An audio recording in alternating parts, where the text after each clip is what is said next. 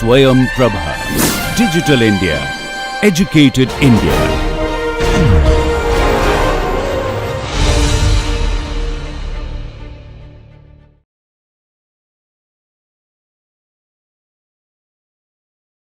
Hello all, welcome back to our course on precision oncology. For the last several sessions, we've been discussing about the basics of cancer biology. We've been touching on the hallmarks of cancer. Then we've talked about cancer detection methods. Then we went on to talk about molecular mechanisms of carcinogenesis and all. Now we will further move on into a little bit in-depth detail. What exactly is cancer immunotherapy? Now, first thing for anybody, the first thing what it all for a cancer treatment, what exactly comes into mind is your chemotherapy, then your radiation. Then, but now we are coming, which is a very novel technique. Of course, the name terminology could be only few, very few maybe a 1 decade or a 1.5 decade old.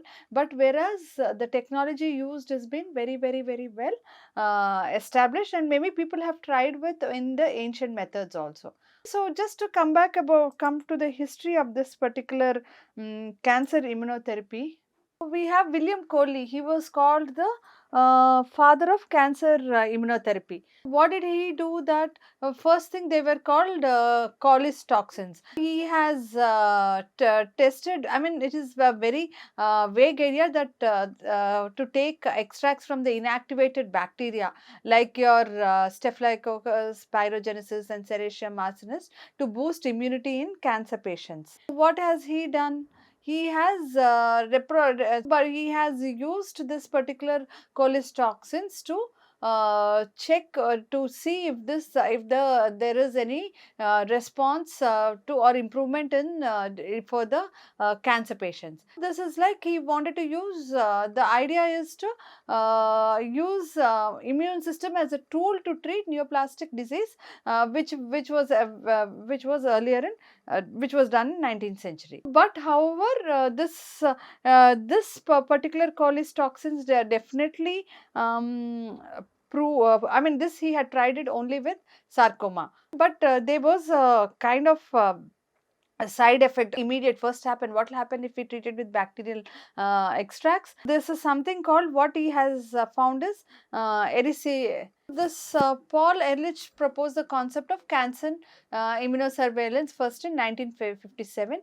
He has suggested the emergence of the malignant clones of cells in a frequent event, but in majority of the people, even though you have some malignant, as if you recollect when we were discussing about the basics in biology, cancer biology, we said that a single event can single mutation, fatal mutation, can lead to a change in the genotype, which will lead into the changes in the phenotype. This particular malignant clone of cells, it can be, he first proposed that because of by virtue of the host natural immunity, this particular malignant clones, they are all suppressed, the growth is suppressed. I mean, it's such a fantastic speculation. But sometimes in the host, sometimes even when in autoimmune conditions or in any other, like because of the age, this particular, if this immunity is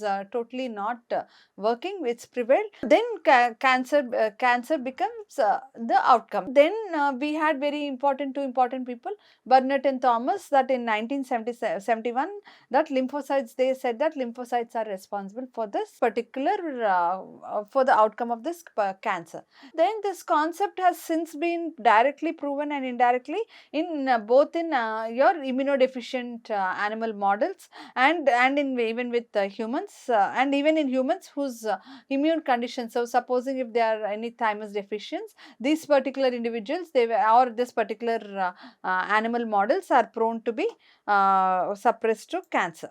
This one, as I said, these two, they have really independently, they have conceived your cancer immunosurveillance hypothesis, which states that keep in mind, we are introducing to another term, TAA or tumor associated antigens or tumor associated neoantigens, which are recognized and they are targeted by the immune system to prevent carcinogens in a manner similar to, suppose you have like this, you all must have heard of grafting, right? Where that if there is sometimes like, why is there a rejection? Suppose you have the kidney transplant or maybe a bone marrow transplant, why is there a complete, sometimes there is rejection, right? Because the body recognizes them as a foreign. Why is it like even your cancer, even a mutated genome which is given to a mutated, a different phenotype, why don't you think it will be recognized as a foreign by the human existing human or your innate immune system? Yes, it could be. This is like these tumor neoantigens are recognized as foreign as well. That was their hypothesis, and that is being targeted by the uh, uh, immune system to prevent carcinogenesis. This area of this immunological fantastic cancer immunotherapy or cancer immunology, it has been highly active for the last 50 years, and now it is like now several therapeutics are coming, maybe some monoclonal antibodies, vaccines, you have the CAR T therapies which are really coming from bedside to the bedside, and they are really successful in improving, especially your CAR T is very good for the improvement of your ALL leukemia, then for melanoma. So and then for some of the breast cancer you have the very good monoclonal antibodies. This is now very active. Your tumors are complex, we all know. Tumor microenvironment, you already we had one very thorough lecture over onto TME. Usually I just don't want to talk very much more about it, but it plays a very important role for your T cell engineering. Please understand what is this T cell engineering. Tumor is not a which we have been always talking. You just don't imagine a cancer cell as only the cancer cells. It is existing in your tumor microenvironment. So these tumors are a complex masses. They comprise of numerous cell types, including your cells which are mutated and then your normal cells, and then your immuno cells such as your myeloid cells and various T cell substance. This transformed cells, the tumor cells, they have this express genes, and they even have genes that are normally epigenetically repressed in most adult tissues. And these genes can trigger these particular genes, as we know that oncogenes, right? You have the proto-oncogenes which can trigger tumor process to grow uncontrollably when they resist. Get back to your chapter on hallmark of cancers and invade tissues. They can be, these products of this particular genes are usually the ones which are targeted for your immunotherapy. The TMB, which is really important. First thing, the cancer cell per se along with the tumor microenvironment are important role for your tumor microenvironment. Coming back to our tumor microenvironment, just let's brief up or just briefly discuss with your pancreatic tumor microenvironment. As I said, you have your tumor cells. So maybe let me highlight this for you, each one at a time. There are, what is CAF? Your cancer associated fibroblasts. Please remember, there are different subsets of your cancer associated fibroblast. Then you have your, because please understand what is the MYCAFs are myofibroblastic cancer associated fibroblasts, which are close to the tumor nest. They are all close to the tumor nest, and they suppress your tumor cellular growth usually. And there are inflammatory that is your eye. These are your inflammatory cancer associated fibroblasts, which are located more distinctly from the tumor nest, and they secrete your inflammatory inflammatory factors such as some of your cytokines, and then your pro-tumorigenic functions. The pro-tumorigenic factors, also they can regulate your differentiation, your migration and function of this particular myeloid cells.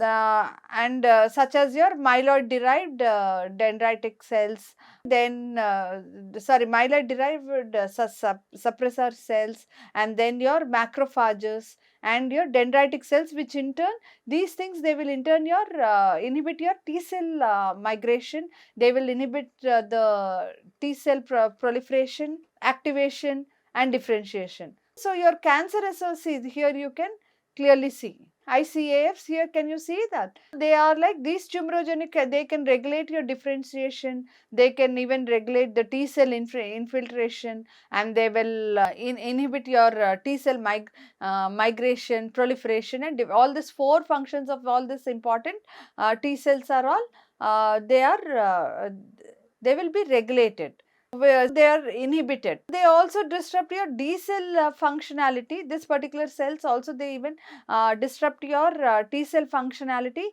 by promoting the expression of your immune checkpoint inhibitors. This I will talk to you in detail. That is your PD1, that is your program death one. Then your restriction, your T cell infiltration into the, they will restrict the T cell infiltration into your tumor nest. This is your tumor nest. And then promoting Tregs. This is something, one more term you people have to really take it up, is your Tregs. Tregs are nothing but T regulatory cells. T regulatory cells. This is like very, very important function of this cancer associated fibroblasts. And then CAFs are, can also entrap your CAFs also can entrap your, they can also entrap T cells in the tumor stroma. So through your CXCL2, CXRC4 axis, and recruit further MDSCs. This is very, very important for the important function of your CAFs.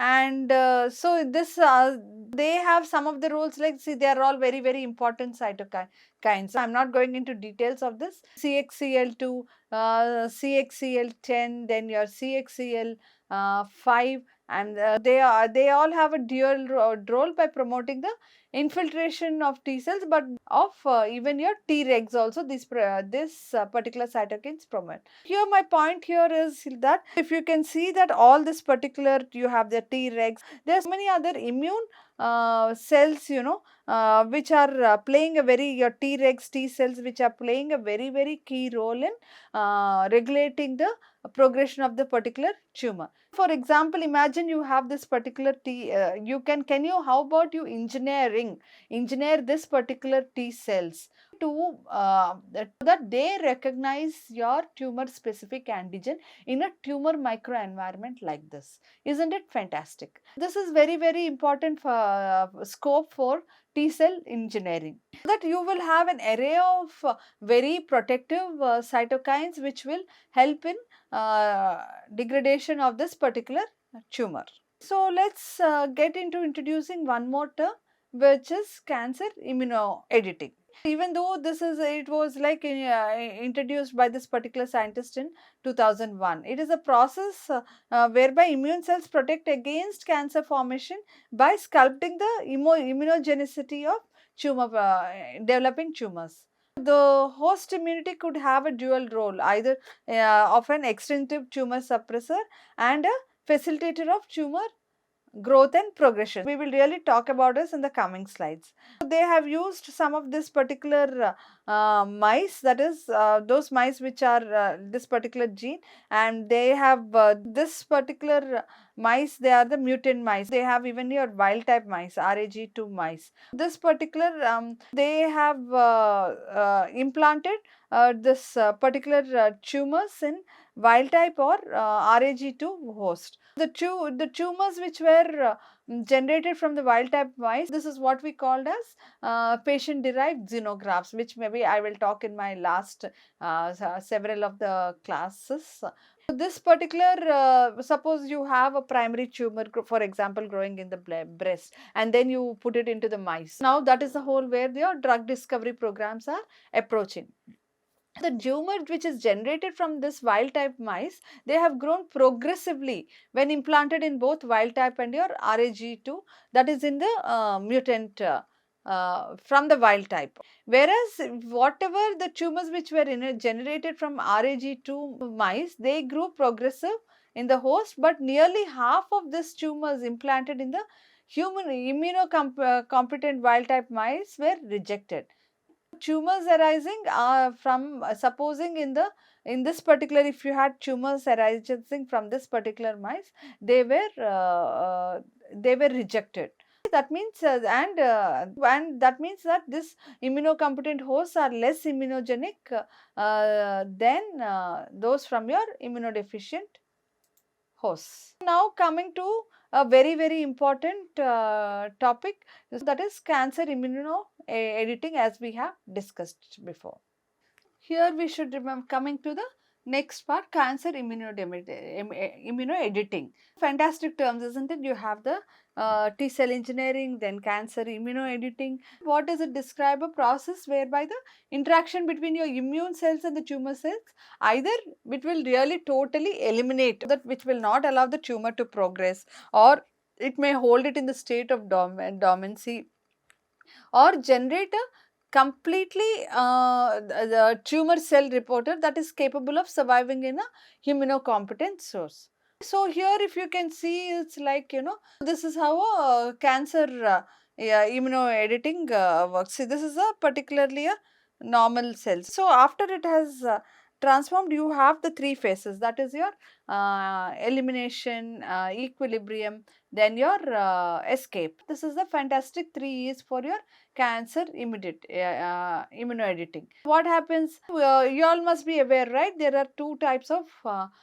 immunity in the human body. First is your innate immunity, and then it's your acquired immunity. Innate and the adaptive immune cells, they play a role here. So in the elimination, this is called immune surveillance. So in this, what does they do? First thing, it is like the process of recognizing your tumor associated antigen. So remember, please keep in mind, the basis of this of this tumor surveillance is that tumors produce antigens that may evoke your immune response by virtue they being total foreign. How fantastic is it? Do you think a cancer cell can have such a specific antigen? Yes, some cancer cells definitely, in some cancer types there is, but the disadvantage is that majority of this particular tumor specific antigens, they are called tumor associated antigens. That is like they are even present even in your normal cells. What will happen? But it is like this particular level of this particular antigen is elevated in your tumor cells, and this, because of the virtue of being elevated, it may cause, if it's in a very normal level, if you recollect your antigen response in the host, right, you need to have a level of antigen should be in a small further a small enough quantity that the immune response is elicited. This should be because by virtue of this overexpression of this tumor associated antigen, this you have an increase in the tumor, the immune response. This is where so maybe the body has recognized it as it's an increased in this one as a foreign, and then, so I'm just trying to zoom this figure. Yeah. So here you have your innate and adaptive, all your natural killer cells, or your CD dogs, your IFN, your trail, perforin, all of them. And then completely just imagine how much is it a fantastic protection stages come.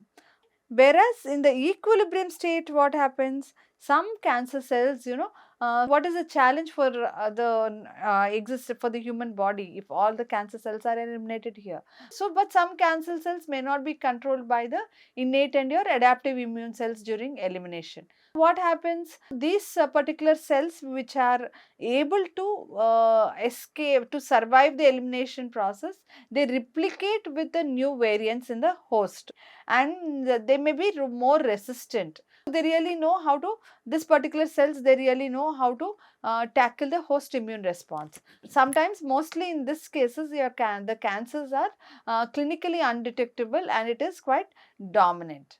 So this maybe these tumors are mostly in equilibrium, or they may even revert to elimination or progress to the escape. It can be either way, either because of your genetic instability, or like because of your immune selection.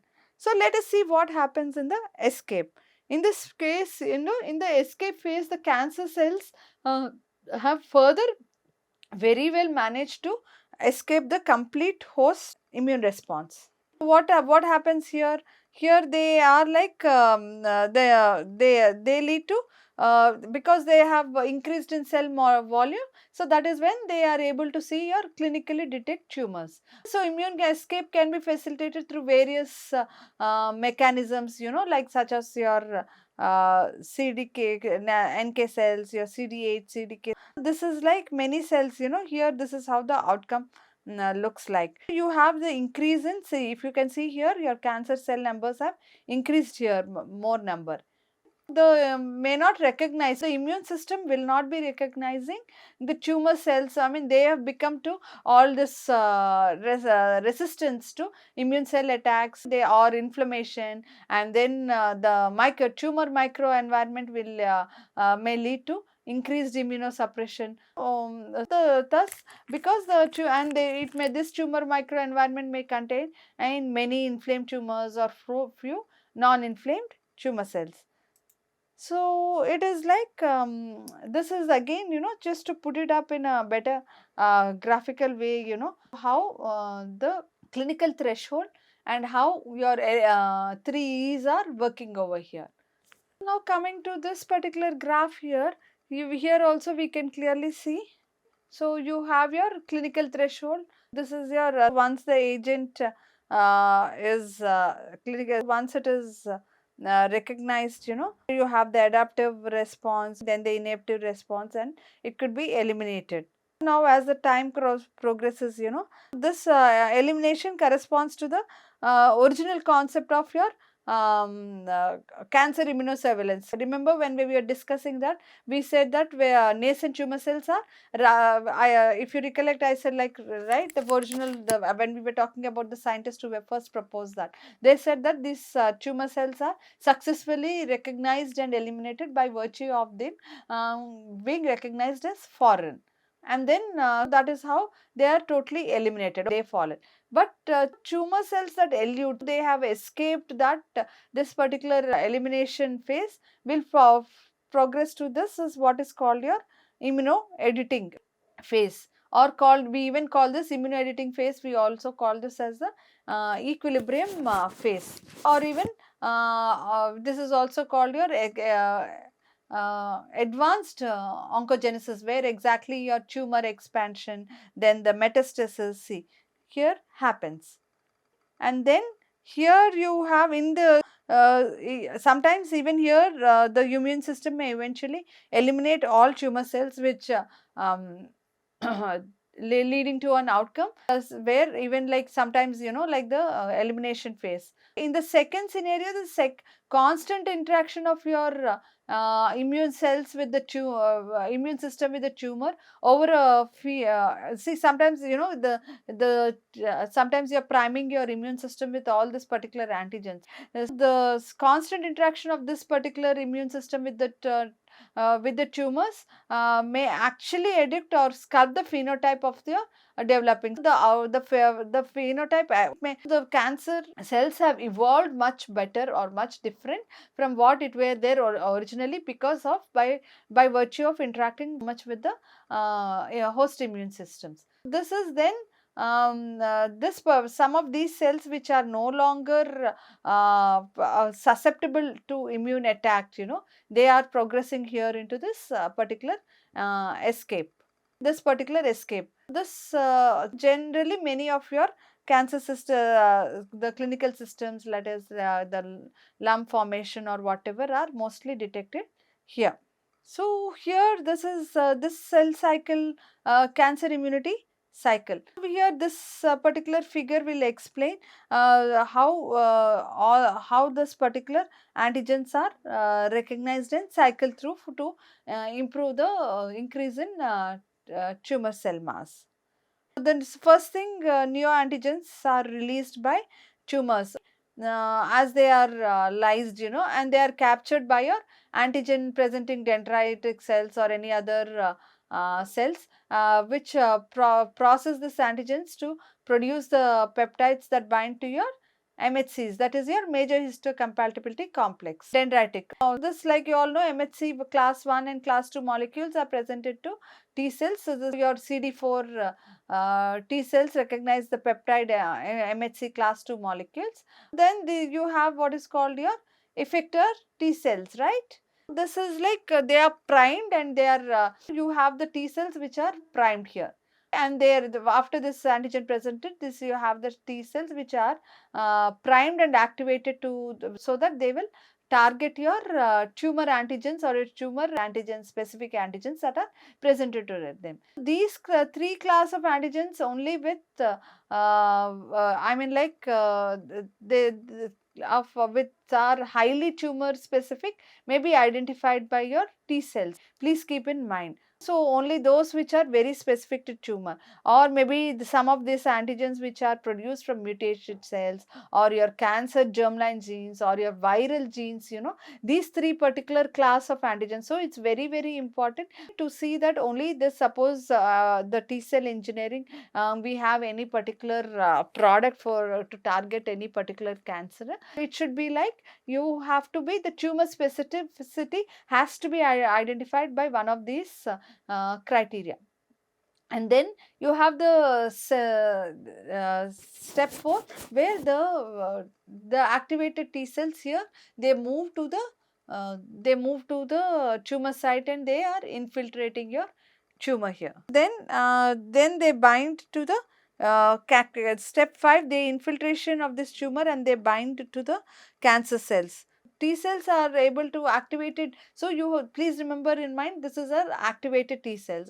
They are able to bind to cancer cells. They recognize as foreign, as we were mentioned before, because of their specificity to the cancer they are, and they are released. They released earlier, and they bind to the cancer cells to the interaction between your T cell receptors. This is what you call your T cell receptor, and the antigen bound to the MHC1 class 1. You have the MHC class 1 antigen presenting class 1, which present your cancer cells, and this activated T cells will kill cancer cells, and the T cells eliminate cancer by series of cells death that will lead to your cancer death. So, for the dead cancer cell will again reduce, see, this is how again will reduce, release a lot of neoantigens or your tumor specific antigens, so that to continue the cycle and amplify the anti-cancer response. Just imagine, this is how in a typical cancer immunity cycle, these are the series of events that really go on. What exactly, what happens in the cancer immunity in cancer patients? You have some many other cancer scenarios where the immune editing was employed. This tumor antigens may not, why does this, it's really altered? Why is it like, if it is simple, why is the body not able to tackle even the complete cancer a normal tumor per se? They may not be, tumor antigens may not be detected sometimes, by your dendritic cells and the T cells, and these antigens may be recognized mostly as cells than as your effector T cell response.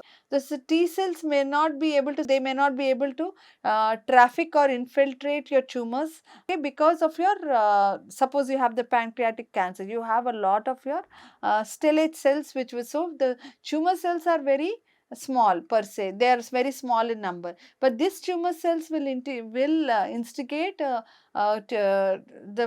preparation of a tumor microenvironment by activating the normal inactivated stellate cells. What will happen if during this once this inactivated cells are activated, they release the number of cytokines, which will have an autocrine effect on your pancreatic cancer cells, which will further try to increase in number. So, even if you have, and this will cause something what is called a desmoplasia, or a thick layer of fibroblastic cells around the tumor, whereby your radiation therapy or your chemotherapeutic drugs like your gemcitabine, they are not absolutely able to penetrate and target the tumor cells per se. This for the goal of your cancer immune therapy is should be able to initiate or reinitiate a self-sustaining cycle of cancer immunity, that it will amplify and propagate, but again it has to, the balance has to be achieved, that there is no unrestrained activity, or they should then once we change the balance of this immune system with checkpoint inhibition, it could allow the immunity to be armed against the cancer. There has been a achieved significant increase in survival for patient with metastatic melanoma, as I have mentioned, where some of these conventional therapies have failed. So drugs such as your that is your PD-1 inhibitor, that is your protein cell death 1 antibodies, So as I have told you, we saw cancer immunity cycle. How about this particular inhibitors? Coming after we have seen what is exactly cancer immunity cycle, now we know how about having inhibitors. So if it were so simple, it couldn't have been a cancer per se at all. Cancer cells are very smart how to improve your, how to evade host cell response, then your immune response and all that. They can usually you have your many of your cancer immunotherapies, they can be categorized into three different types, such as your non-specific or adjuvant therapy, or targeted therapies, that is usually your monoclonal antibodies and your small molecular medicines, and then your vaccines. The first, some of these targeted, some of the non-specific immune therapy is include your drugs and your cytokines, that and other chemical molecules which could even stimulate the different immune response. So synthetic cytokines, what do? They drive the growth and proliferation of your immune cells. So you have so much of your IFN gamma and all that, which are protective, and this can they can drive the more and more growth and proliferation of immune cells, that thereby again kill the cancer cells here. And then by this they will bind by virtue by and they target specifically the cancer cells and they lyse them. So cancer immunotherapies are also sometimes some they are the monoclonal antibodies that bind specific to specific antigens, either by directly attacking the cells, or by tagging them for destruction. The three mechanisms by which monoclonal includes, like they carry drugs or toxins to your particular target cells, or monoclonal antibodies that tag your cells and for destruction by immune cells, and monoclonal antibodies, they definitely block or specifically target a signaling pathway to halt and growth of proliferation of the cells. And the vaccines are antigens that are made from cancer cells, which are designed to here we didn't describe in this, which are made to design to stimulate the immune system to attack a tumor.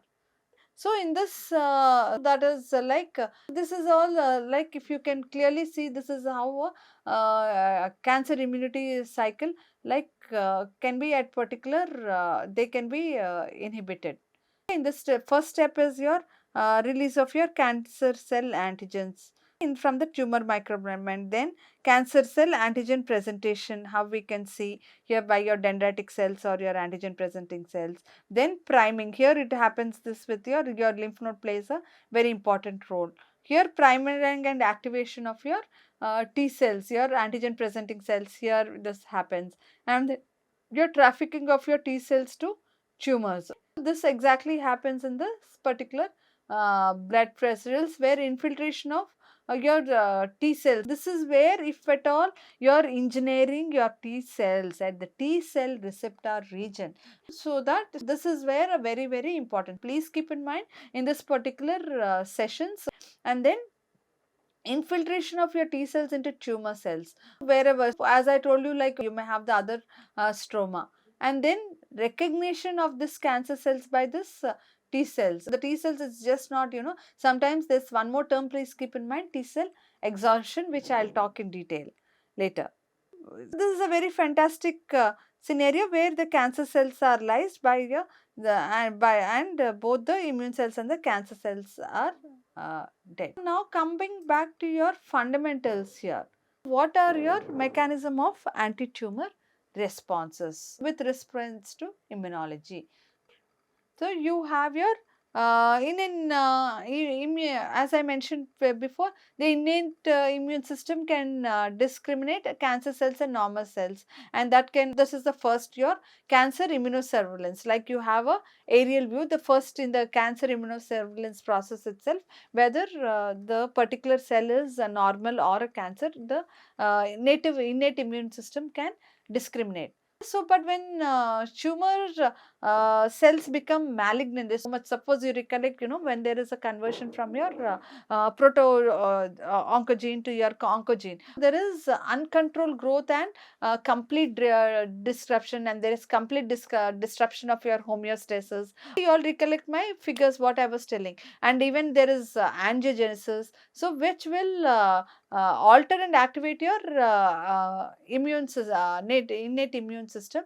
Therefore, pro-inflammatory cytokines, please, your important terms, and the chemokines are released. And then you have the natural uh, uh, the natural killer cells, T cells, the gamma delta T cells, your dendritic cells, and your other cells are recruited through the site. Thereby, a positive feedback is produced for your production of your very, very, very important cytokine, which is your interferon gamma dependence. You have interferon which kills, this plays a very important role. One of the key important role, you have the IFN gamma dependent process and an IFN gamma the independent process. So as I mentioned, you have the natural killer, and they are components of the NK cells and your NKT cells. They are the components of the innate immune system, and which are important uh,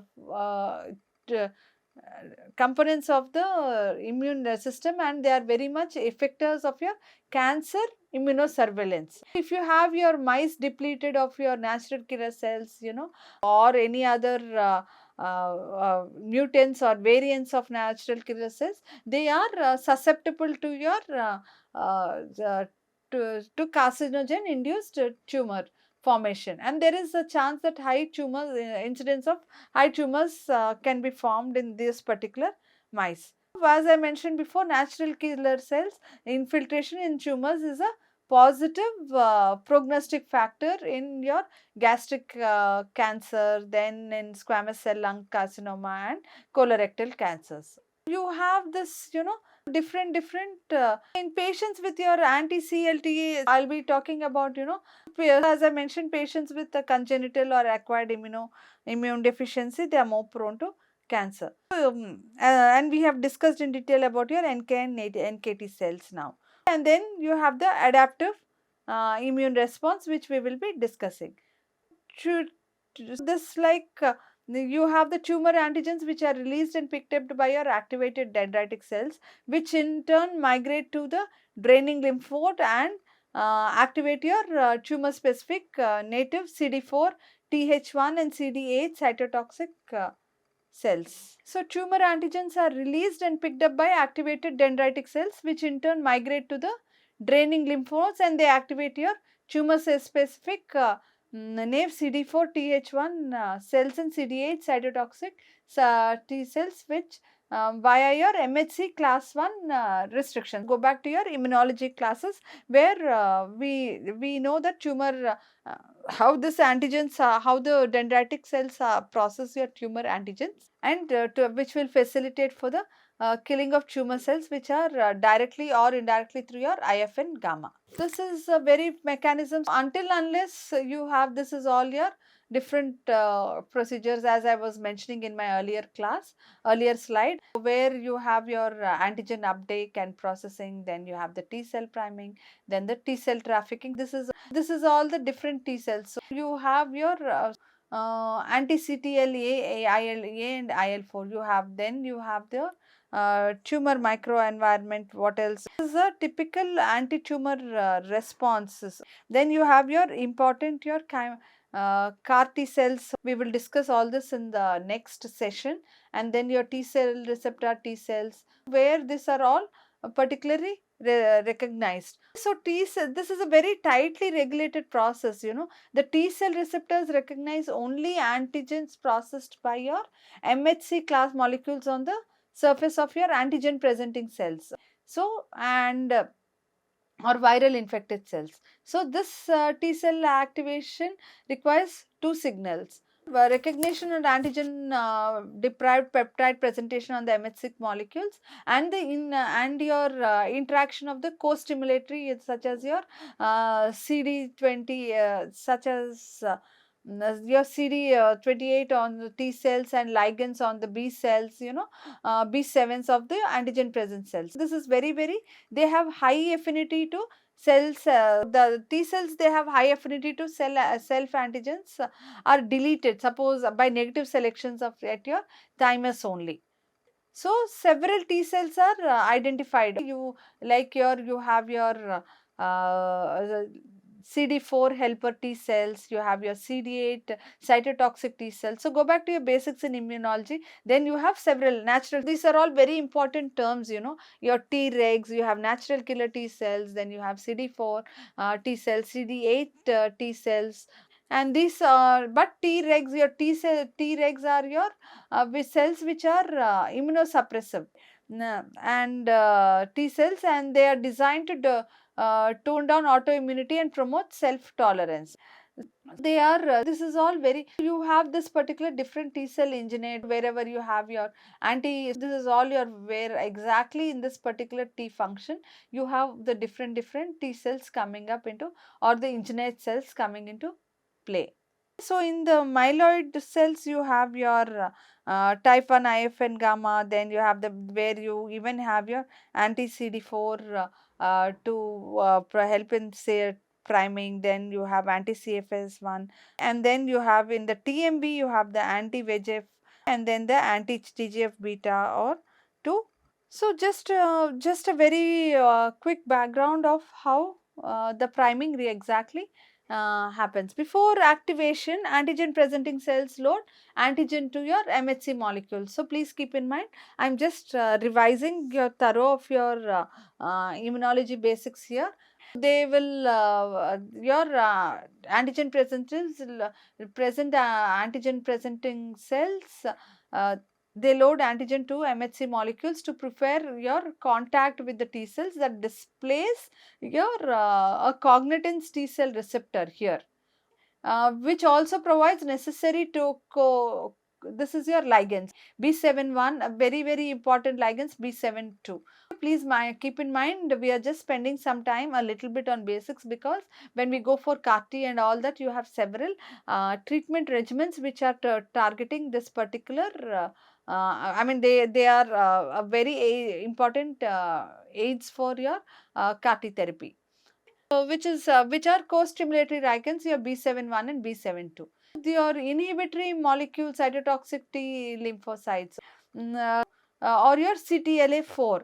It is contained with the intracellular vesicle in the naive T cells, where it is constitutively expressed in the on the cell surface of your CD Tregs, that is your regulatory. If you have your CD20, CD25 plus and CD4, it is your Tregs, your regulatory cells. Both classes of your T cells, they express the CD28. Please keep in mind, very important. All this is important because in the CAR-T, everything evolved slowly with respect using this particular antigens.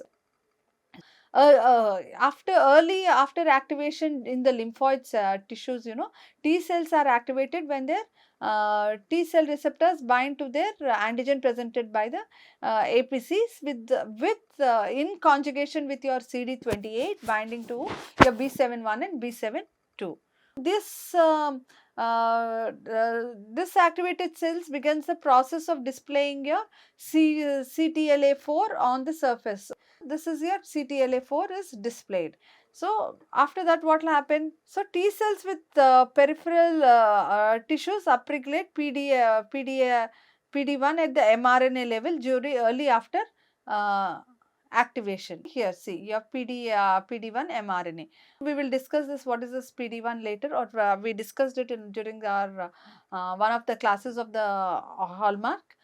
Now, so after activation in the lymphoid tissue, what will happen? The CTLA4 expressed by the activated T cells bind to your this one, your B7 and your B71 and your B72 molecules on the antigen presented cells, thereby preventing their binding to your CD28 and promoting energy by decreasing their T cell activation state.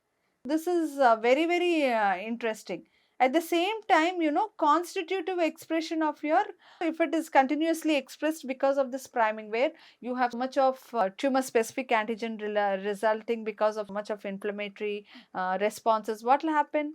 The Treg cells on this constitutive expression of your CTLA4 on the Treg cells, what will it lead to? It promotes energy by decreasing your T cell activation state. This leads to endocytosis of your B7 ligands and interferes with the CD28 by further upregulating the transcriptionally, leading to a greater suffix expression of your PD1.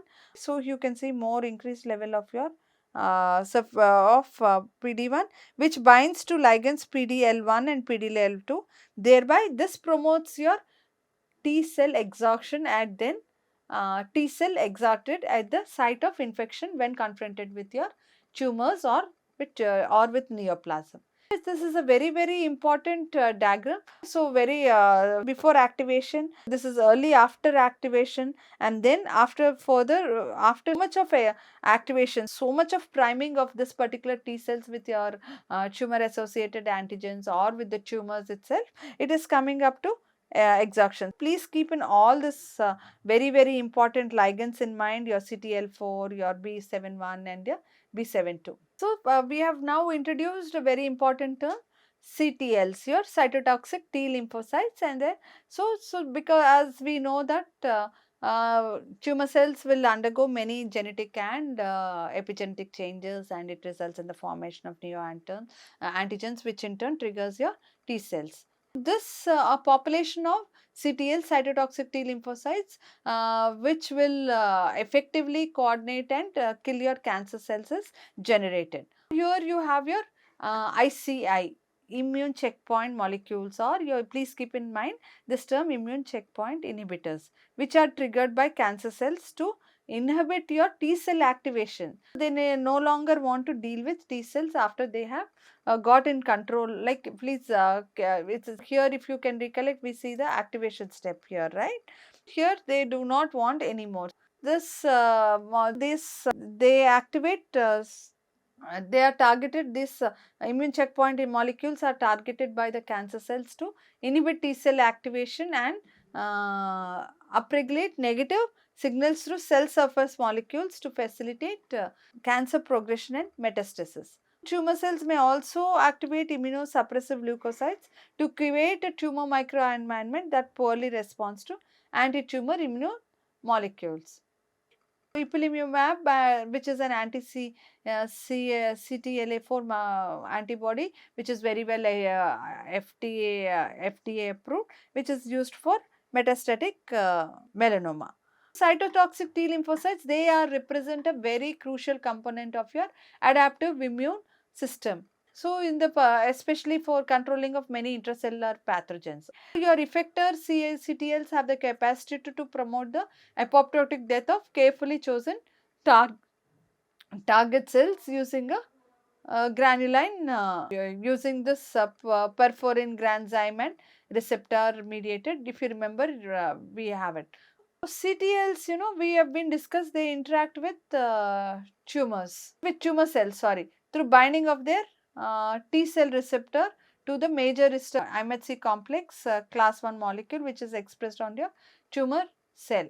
The interaction also involves binding between your addition molecules such as your intracellular ICAM, that is intracellular cell addition molecule 1, and then with LFA1, and your FAS, that is your CD95 with FAS ligand, that is your CD95L. This how is the whole tumor cell destruction is affected by the release of your that gran enzyme, what I was granzyme or B, whatever I was telling in the last slide, and this is affected by the release of your perforin such as your pore forming protein, and then your TNF alpha. This also, it's a very important figure which shows the TH1 the tumor helper cell and phagocytic response to tumor cells. So you have the antigen presenting cells such as your macrophage and dendro cells which will engulf the tumor cells and your tumor cell products. The tumor cells are, as I told you, they are tumor cells are they are presented to your TH cells here via your MHC class 2 molecule which interact with your T cell T cell receptors on the cells.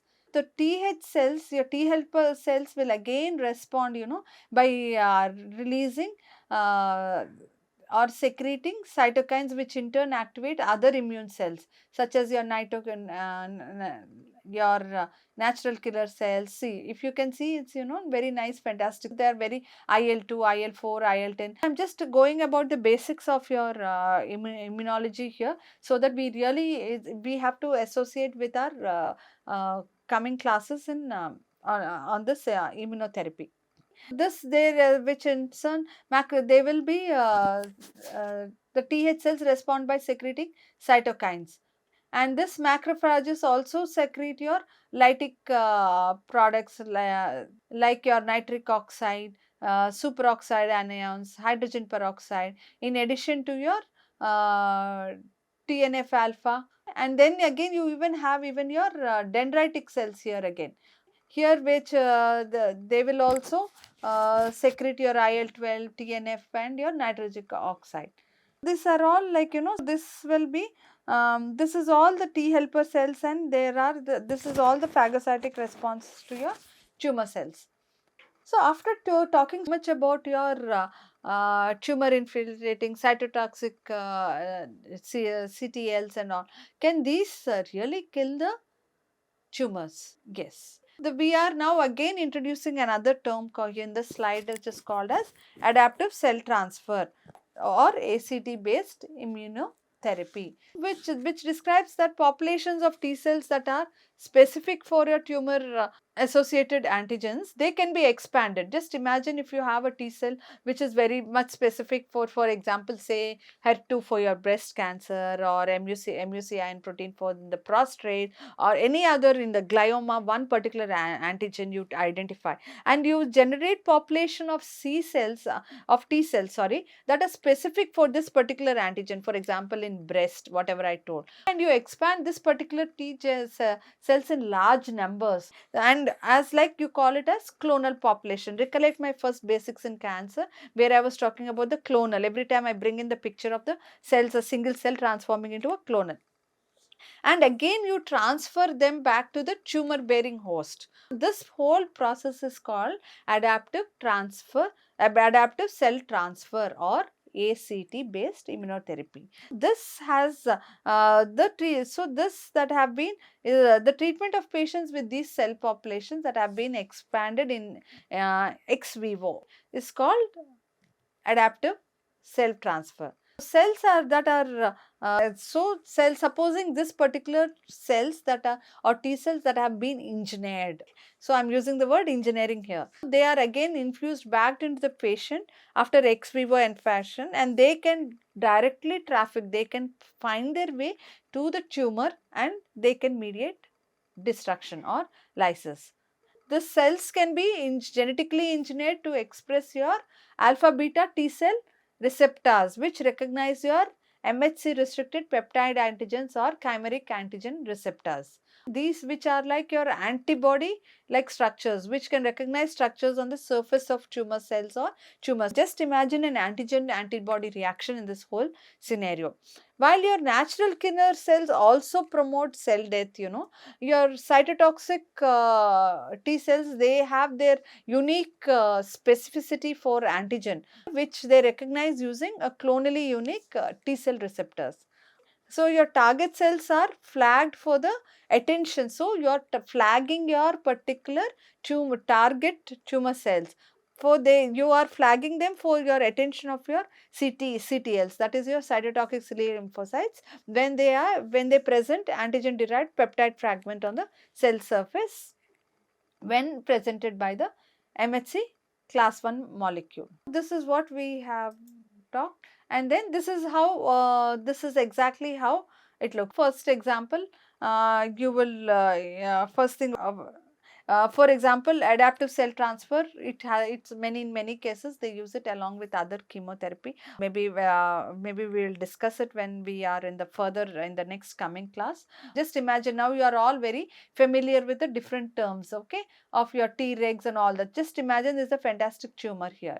These masses can be, you can really fragment them, tumor masses, into different cells, and then they can be such as, and then you place them into the well. You make them all this particular cells as a single cells. First thing, you will have again a flow cytometry from this, where you can really identify this flow cytometry will have the markers of whatever I have explained in that particular slide, if you remember, where I have shown the particular different markers for all the CTLs and all. After you identify this particular lymphocytes using flow cytometry, you will expand these T cells or grow them with several growth factors such as your IL-2, and they can be adaptively, after you expand them properly, they into tumor specific T cell proliferation, because you will take this T cells which already have this overexpressed T cell associated antigens, or they may be expressing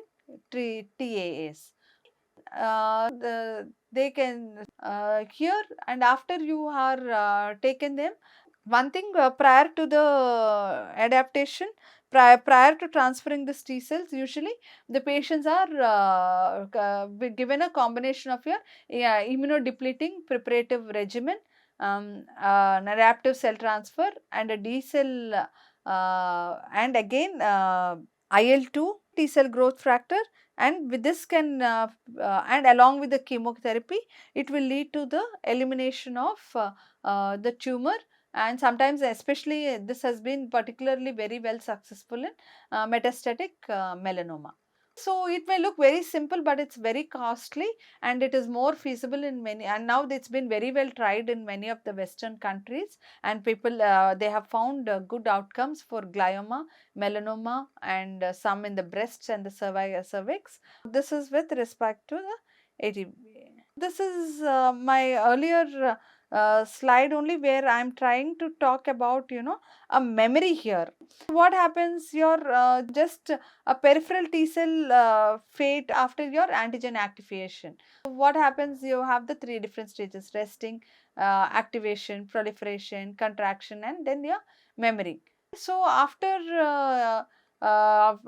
resting T cells become activated after stimulation by your cognate antigen in the presence of the antigen presenting cells, and again these are all your please remember your co-stimulatory signals, for example your IL-2, IL-4, IL-7, and they begin to expand in number.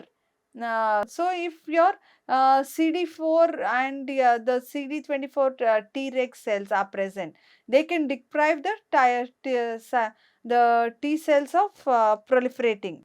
Proliferating or survival cytokines, especially they will cause the cells to undergo apoptosis. Once you have the cells proliferating actively here like this rapidly, they have different fates. You have an acute strong re-stimulation or a chronic weak re-stimulation.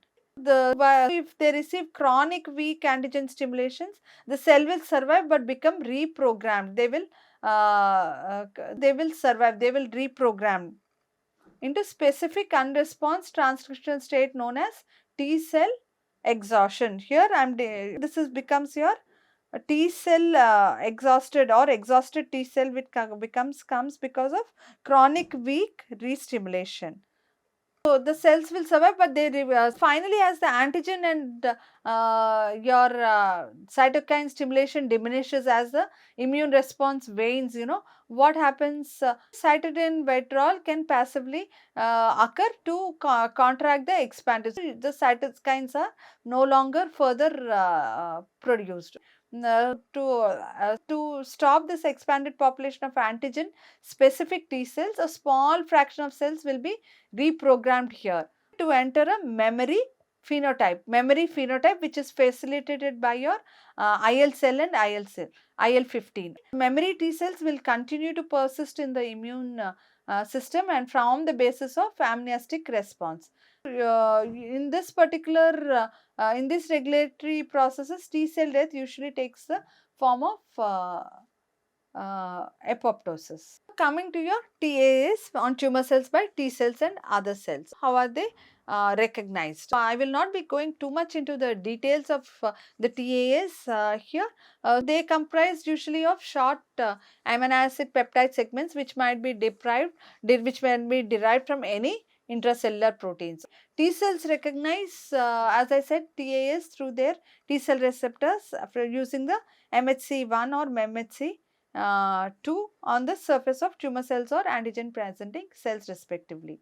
There have been two different distinct pathways have been identified for the processing of your TAs, your exogenous and the endogenous pathways. What happens in the endogenous pathway? Tumor cells continuously degrade unfolded intracellular proteins within the proteasome into short peptide fragments. Following transport through your several pathways in the endoplasmic reticulum, these fragments are then loaded into the MHC1. The final MHC1 peptide complexes are then transported to the tumor cell through the Golgi apparatus for the presentation to CD8 T cells. Through a variety of your endocytic pathways, uptake by intracellular proteins have been released from they are damaged from the damaged or the injured tumor cells. These intracellular proteins can be degraded in the lysosomal pathways to peptides when complexed with MHC2 on the cell surface are presented to your CD4 T cells. This is how your tumor associated antigens, they are recognized by your endogenous pathway and your exogenous pathway as discussed. Very briefly, what exactly are this tumor associated antigens? So suppose, as I said, you have the different four types. You have the unique tumor specific antigen, then you have the overexpressed self antigen, then you have the this is self antigen peptides. These are per se, they are even present in the normal cells, but they are very much highly expressed, like for example your EGF and your lung cancer. Then you have the shared tumor antigens among different organ parts or different tumor types, and then your viral associated antigens. So coming to the unique tumor specific antigen, you have your P21 RAS mutated, which is very well increased in your this P21 kinase, your RAS, they are all increased in your colorectal, pancreatic, breast, melanoma, lung, glioblastoma cancers. Then you have even your beta catenin, mutant P53. If you all recollect, these are all many of your very important oncogenes. Then your CDK4, imagine, get back to your first cancer biology class and cell cycle. And then you have the mutant EGFR7 and your CEA, chronic embryonic antigen, which is like only in the fetus and only very small quantity in the liver it is present. But whereas when it is in the tumor, it is in increased level in the. Coming to overexpressed self antigen peptides, you have your MUC1 protein, your HER2, EpCAM, then your EGFR. EGFR, this is very, very important. If you recollect, we were discussing a lot about how this protein level is increased in lung cancer, and can this be a TA, yes. If you have T cells targeting or increased, if you engineer your T cells from the patient and to overexpress this particular EGF receptor, yes, success has been reported in some of this particular cancer types. Then your shared tumor antigens, that is your MAG, melanoma antigen E, then your which is for the melanoma. Very importantly, you have your HPV, some of the antigens from HPV. Yes, you are being using them as a vaccine now, not exactly in your T cell engineering or in your immunotherapy. Now, how do you identify this particular T cell antigens or T cells? Tumor associated antigens, not T cell antigens, they are tumor associated antigens. So, like with you can really identify it. So, you have DNA sequencing, which is very useful for identification of your novel antigen. So, if you have very good antigens, now in this class we really made a very good introduction to all the typically how the complete immune response, what are all the immune cells, what is the processes of activation of your T cells. We have taken the scenario of the PDAC, pancreatic duct, and here we are discussing about how can the different molecular tools be exploited to. See, supposing you have your normal DNA and you have the tumor DNA, then you go for your DNA sequencing and you can really go find out what are the exactly variants. The same with your RNA also. So you have this particular DNA sequencing can be used to identify your difference in to look out for variants. Then you even have your whole exome sequencing, and then you identify the selection of candidates for your candidates for using them for neoantigens. You have this is how the unfiltered neoantigen candidate list, and then you have the peptide prediction. You use even lot of all of this, not only the DNA sequencing, even your proteomics also, and then you use this evaluation of the immunogenicity of the, you have to evaluate the antigens or immunogenicity. For example, you end up going all through identifying an antigen, and if it's not able to induce an immunogenic response, like your HLA1 using your HLA1, HLA2 T cell receptors, peptides. This is how the whole neoantigen identification, this is all the workflow for that. Then now coming, you know that now a strong correlation which exists between your tumor infiltrating lymphocytes in the cancer tissue, which will and the favorable prognosis in for various malignancies. There is, like, if there is a higher infiltration of TILs, there is one. Yeah? So in particularly, you need to have the presence of your CD8 cytotoxic T cells and the ratio of your CD8 effector T cells or CD4 or 4-cat box P3 regulator cells.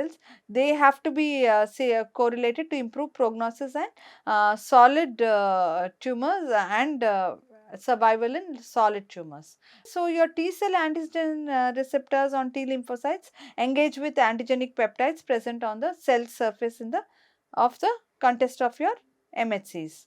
This is with respect to, you have the difference. So in this next class we will be definitely discussing about the different forms of your cancer immunotherapy, that is, which include even your oncolytic virus therapies, then your cancer vaccines, and then you have the cytotoxic cytokine therapies, adaptive cell transfer, which we've already discussed in detail, and their immune checkpoint inhibitors. All these dendritic vaccines, monoclonal vaccines will be discussed in detail in the next class.